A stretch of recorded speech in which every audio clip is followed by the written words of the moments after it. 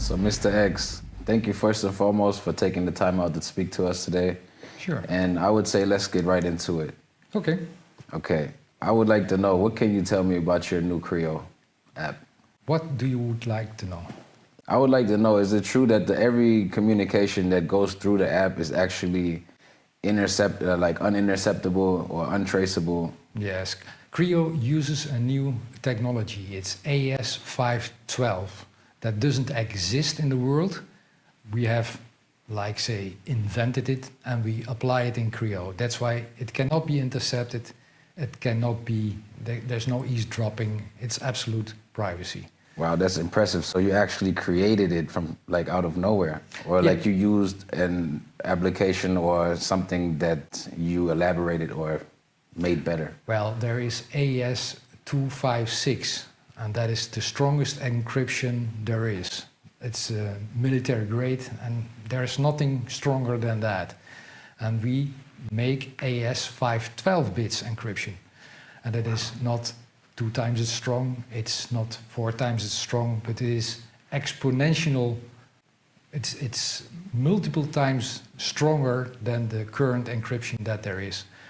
In order to theoretically crack the AS512 bit encryption, it takes more time than the universe has existed and ever will exist, even when you use the most advanced quantum computers. Wow, so you basically created something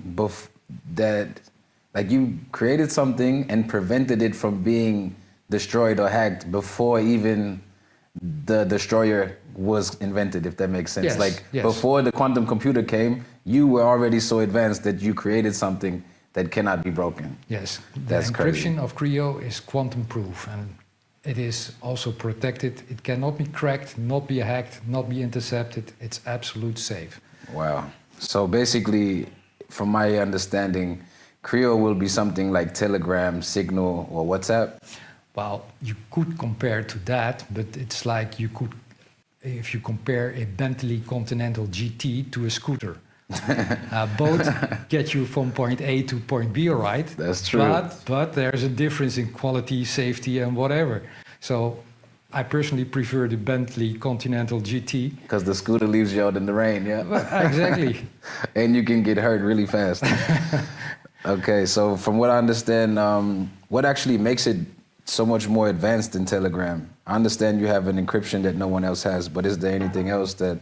Yes, there is also an intruder prevention system, IPS, and that means that if there is an attack on your device by Trojan or whatever, into CREO, something tries to threaten to penetrate CREO, then CREO try to defend itself, try to shut down the intrusion.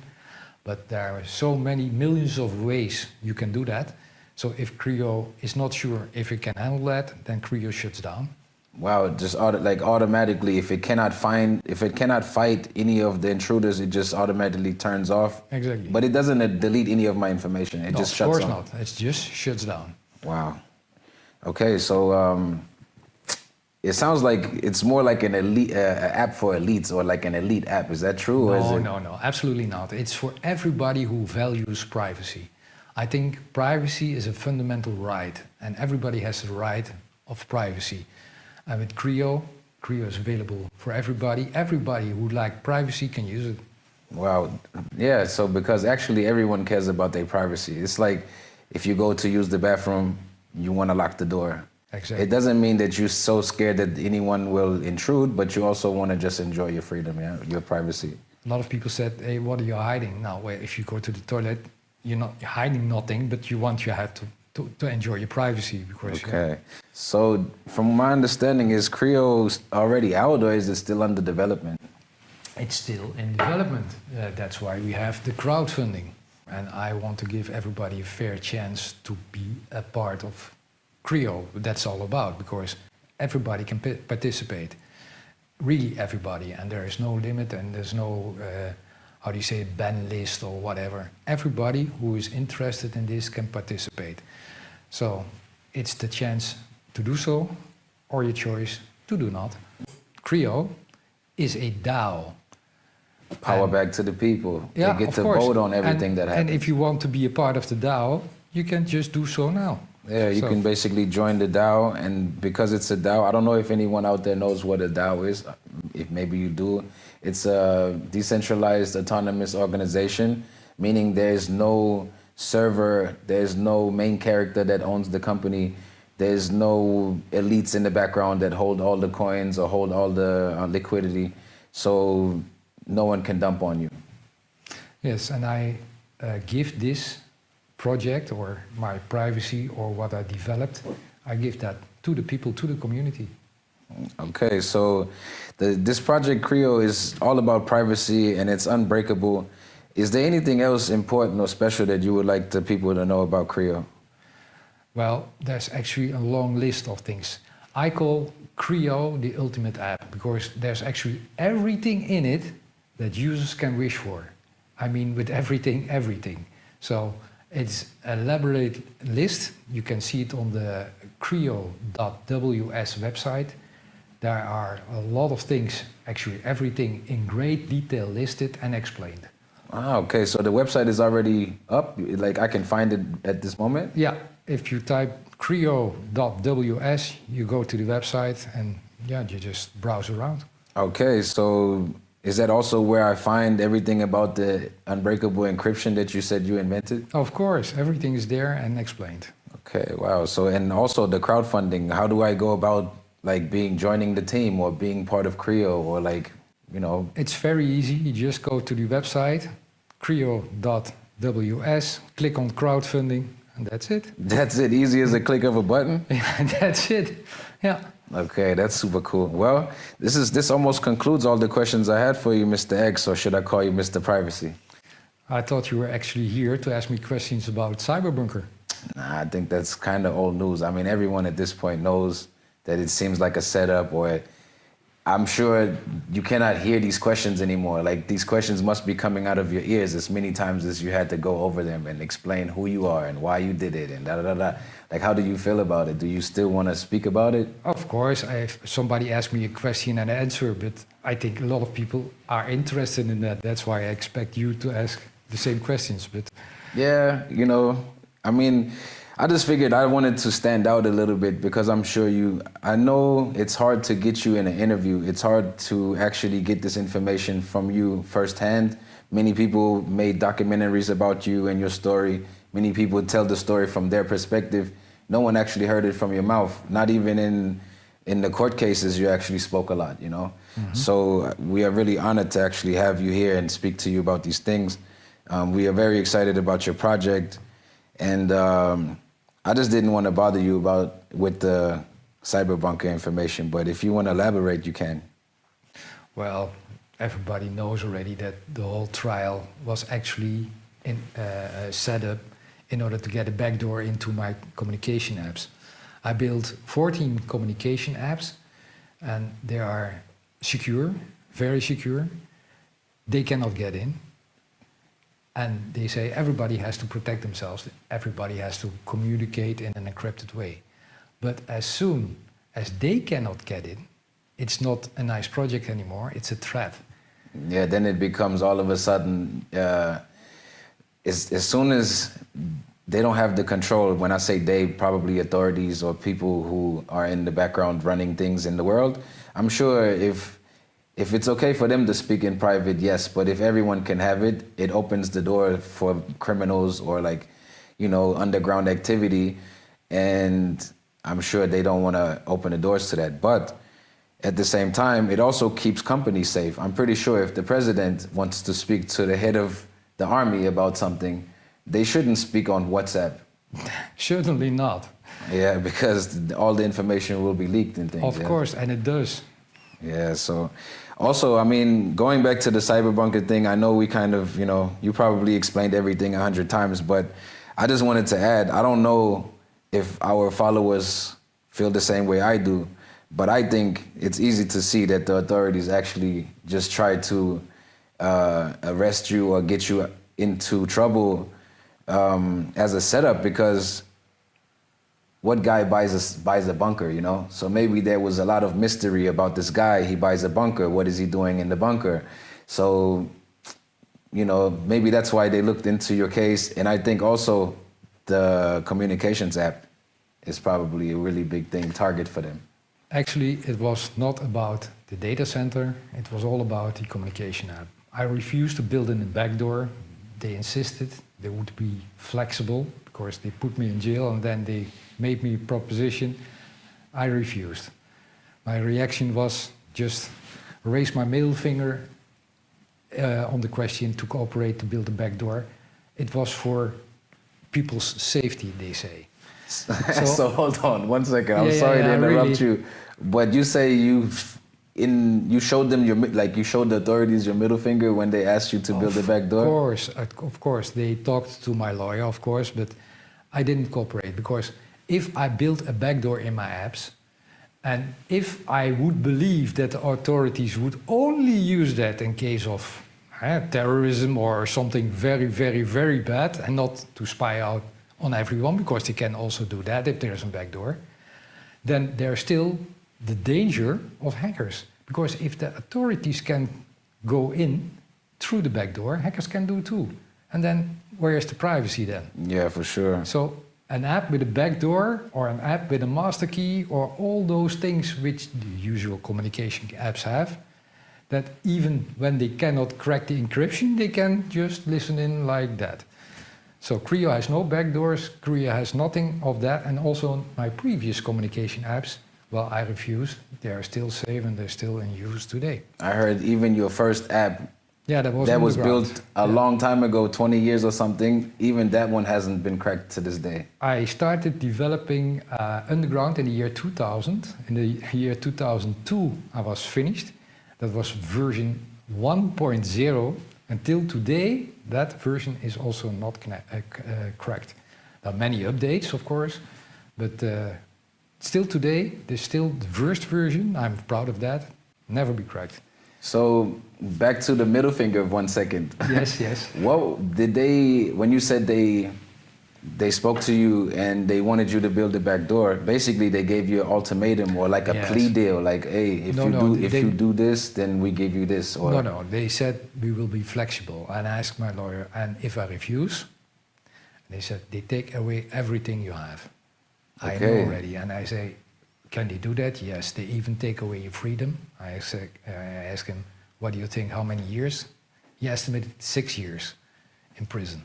Oh my God, yeah. 6 years away from your children and your entire life. They took, I'm sure you made money with your apps and things like this, so they even took that away. That was my main business, yeah. The data center was not my main business. Everybody's talking about the data center, but it was actually a side thing. Of course, it was to generate money to cover the daily costs. The real profit was made with developing the apps, because every app I sold for 2.5 million. So I developed 14 pieces. I started in the year 2000 till 2019. Then I was arrested. I developed 14 different apps. 2.5 million each is 35 million. And because each app that I sold for 2.5 million. But all the apps before that were also 2.5 million. It means it was to pay for the update. Mm-hmm. Every time there was an update. That's why I can say now CREO is there, almost there. It is the ultimate app because everything is in it. All things that people could wish for are in there. Mark my words, you will be surprised. So basically this is the best version. This is like in 2000 you built the first version and then you kept upgrading it, yes, paying actually almost 3 million to upgrade it. Now, basically, if you were to put them all together, you have an app that's worth 35 million. Yeah, because I put all the money that I earn from back into the app. Yeah, because I sold these apps into the development of the next app. So that's why I can say it is really 14 times 2.5 million. That's why also the data center was there to cover the daily cost, because I didn't want to take any money out from the development. That makes sense. So you actually had like a crew of people there. You had cleaners, you had gardeners, you had a chef, you had all these things that basically had to be paid.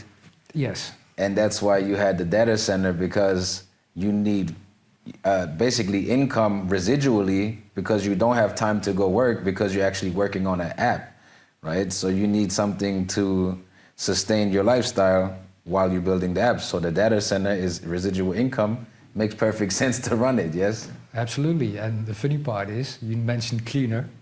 It appeared to be that the cleaner was a secret agent. And the gardener as well. So actually going back to the thing where I said it's obviously that you have been set up, that's your answer basically, because you had these people running around saying that they are cleaners and they are gardeners, but really they are undercover agents. They were undercover agents, and my lawyer made a joke. He said, nobody gets the service you get, MrXennt. I said, why is that? The police cleaned your bunker. Yeah, they cleaned the bunker, all right. Yeah, well, anyway, Mr. X, I really appreciate your time, and I really appreciate you for opening up about your new app. I know it's really hard to get a hold of you.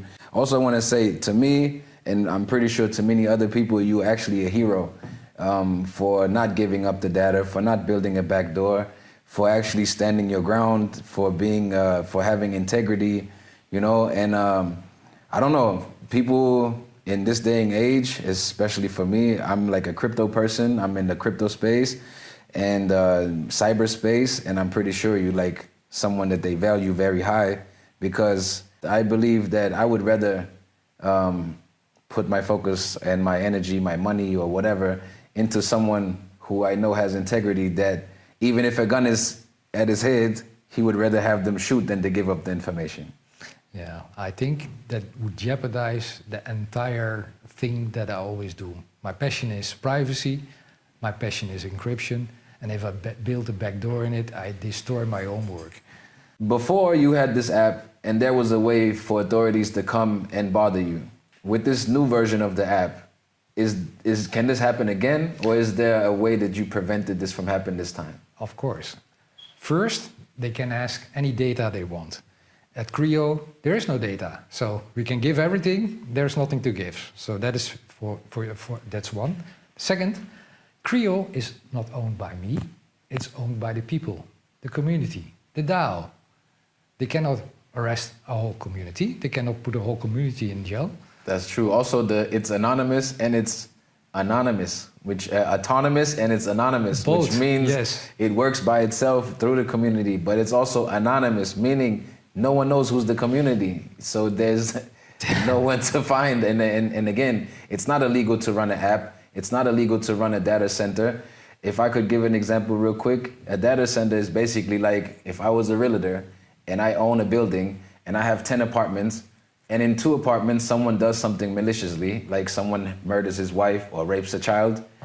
Should I, as the realtor, go to jail for the crime of the person who's renting from my place? Or should the person who's actually doing the crime go to jail for renting in my place? Of course. So that's for the audience to answer themselves, you know? Well, it's clear to everybody that how it is. And I also think that you have to, if you think about the situation, what just happened, you think, how is this possible? Because what went wrong?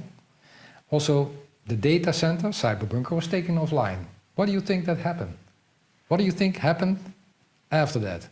All the customers just took another server, and maybe they say, wow, so many servers. Yes, within an hour they were all online again, somewhere else at other data centers. So they investigated me as soon as I came into Germany, because there was already a secret agent involved before I bought the bunker.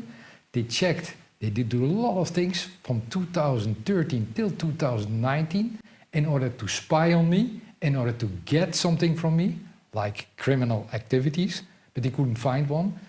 And in 2019, then finally, they arrested everybody and launched 240,000 accusations.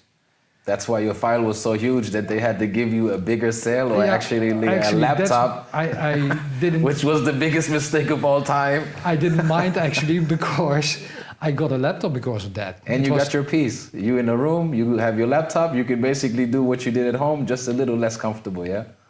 Yes, but every time the door opened, I experienced that as a disturbance. But Yeah, close my door. I was busy. That makes sense. Yeah.